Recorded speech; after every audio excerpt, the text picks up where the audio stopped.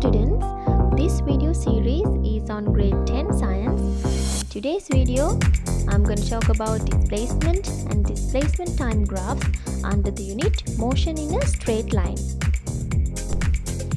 Before starting the video, I want to say this. I have done little changes in presenting the video, and we'll see how this is gonna work. Now, without wasting much time, we'll move on to our lesson. Today's topic is displacement and displacement time graph. Now we'll see what is displacement. A change of position of an object that occurs from one point to another point in a particular direction is called displacement. Right, an object is moving from one place to another. The positioning of the object is changing one place to another, but at this point the specialty is we are concerning the direction, to what direction the object is moving. We are considering the direction. That is the specialty here. Object is moving from point A to point B to this direction, right? This whole concept is known as the displacement.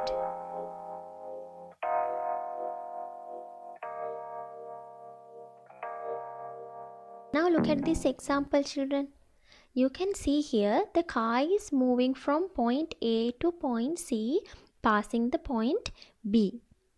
Now car was at point A, now it is there in point C. When finding the displacement, we need only these 2 points. The initial point, it means where was the object, and the final point, or now where the object is. The distance in between these 2 points gives us the displacement, right? Now we can see AB distance is 100 meters, BC distance is 150 meters. So the car was at point A, now it is there in point C. So we get the displacement as 250 meters from A to C, to the direction of A to C.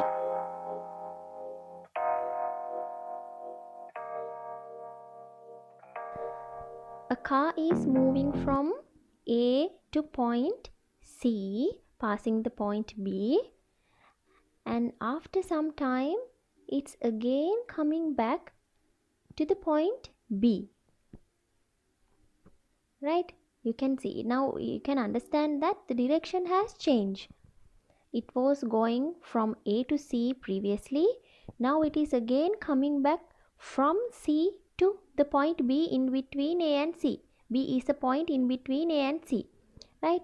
You can see that AB distance is 100 meters, BC distance is 150 meters, and B to C, the same direction, same magnitude is there, same distance is there, but the direction has changed. When the direction is changing, we mark it as negative. Since the direction has changed, we mark it as negative. So C to B distance is negative 150 meters.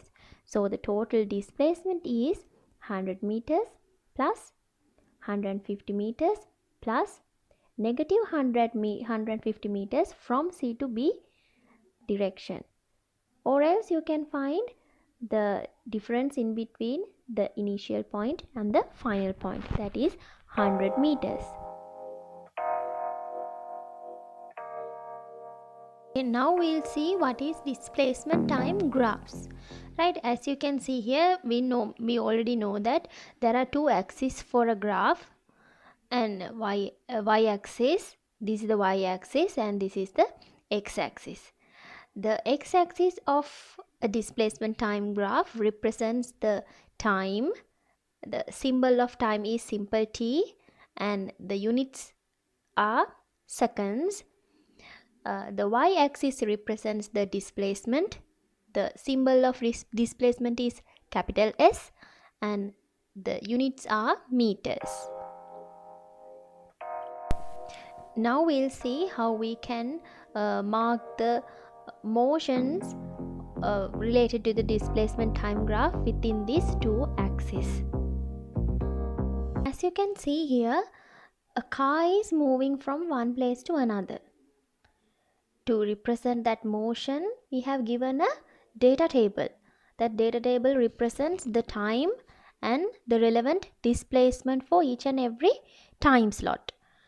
Time is starting from 0 second and run for 6 seconds, and displacement is varying according to the time. As you can see here, for every 1 second time, the displacement has increased by 3 meters. Let me show that to you. Right. During the first second, during the 0th second, we'll take the displacement is 0. Starting from the initial point, the displacement is 0. Then after 1 second, it's moving for 3 meters. It's moving for 3 meters. And during the second, it's again 3 to 6 mean another 3 meters have moved. 6 to 9 mean another 3 meters. 3 by 3 the displacement has increased. You can understand that for every 1 second, time, the displacement has increased by 3 meters. Now when we draw the graph for this data table, we can have the graph like this way, aligned line like this way. During the first second, 3 meters, second 6 meters, third second, 9 meters, and so on. Right. From the gradient of a displacement time graph, we can get something. We'll see. First, we'll see what is gradient. Now look at this. Gradient equals the difference between y coordinates divided by difference between x coordinates. We already know that the y-axis of the displacement time graph represents the displacement. So the difference between y coordinates mean the difference between displacement, the displacement axis, divide by the difference between x coordinates. It means the time. Displacement divided by time, we get the velocity. We already learned that. We know that displacement divided by time equals to velocity. Right. Now we'll find the velocity of this graph.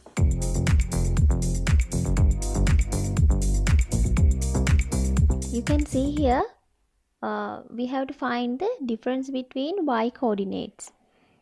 To take the difference between y coordinates, we have to take 2 points, select 2 points, and take the difference. We'll take this one, this point, and this point.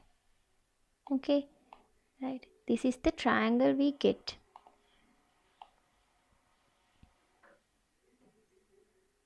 Okay.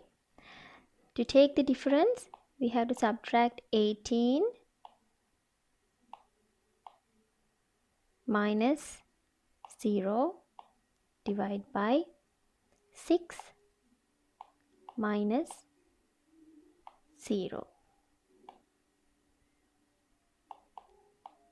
We get the answer as 3 meters per second. How we got the unit? Now see, the displacement is from meters, the time is from second. So meters divided by seconds, we get m over s. So we are not keeping units like this. As to take this to the top, we have to change the power. So it become m s minus 1.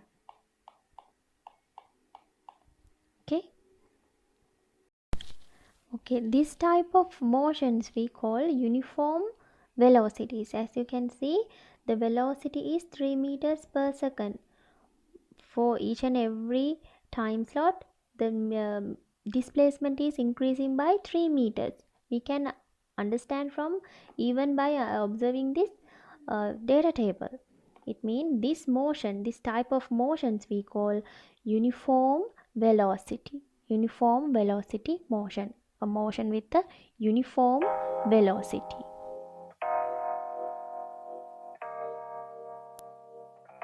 Right children, previously we learned that how to illustrate uniform velocity.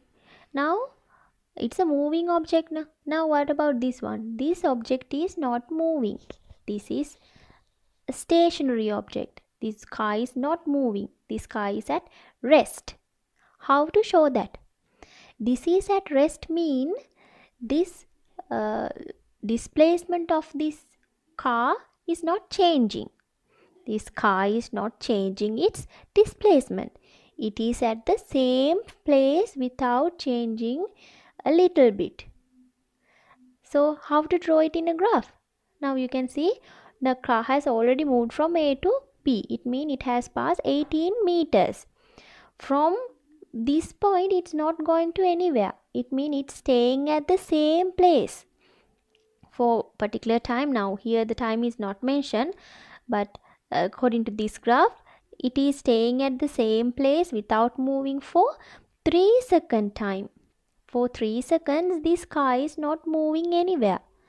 So in a displacement time graph, from this type of line, this type of graph, we can draw a resting object, or an object which is not moving can be illustrated from this type of displacement time graph. So this is an exemplary graph for an object which is at rest.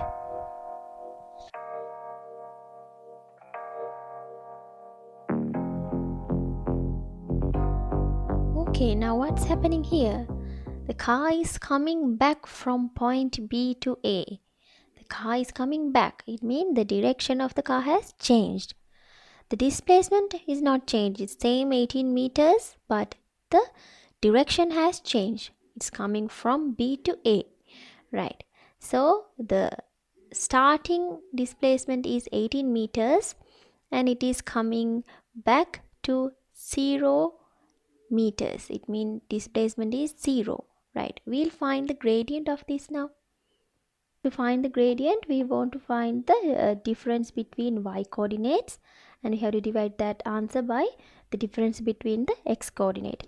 To find the difference between y coordinates, we have to find the difference between the final displacement and the starting displacement. That is 0 minus 18. X coordinate relevant to the 0 displacement is 3. Relevant to 18 meters is 0. So we get the answer as minus 18 divided by 3. So we get the answer minus 6 meters per second. Right, we got a minus mark. This minus mark does not say anything that the velocity is decreasing or there's a low speed there. No, nothing such kind of thing is explained from this minus mark. This minus mark represent the change of the direction. Now you can see that the direction has been changed. Previously it was going to this direction, now it's going to this direction. B to A it's coming, so the direction has been changed. That is represented by this minus mark, or else it does not say anything about decreasing of the velocity. So this is also a uniform velocity. It's happening from B to A. The direction has changed. That's the only thing. Uniform velocity, right? Okay children, now here's an exercise for you. There are a few questions and a graph given. You can observe the graph, read the question carefully. Now you know what are the 3 motions that we can represent in a displacement time graph. If you want to clarify it more, you can again watch the video and you can answer to these questions, and you can comment it down in the comment section so that I can help you with your answers, right?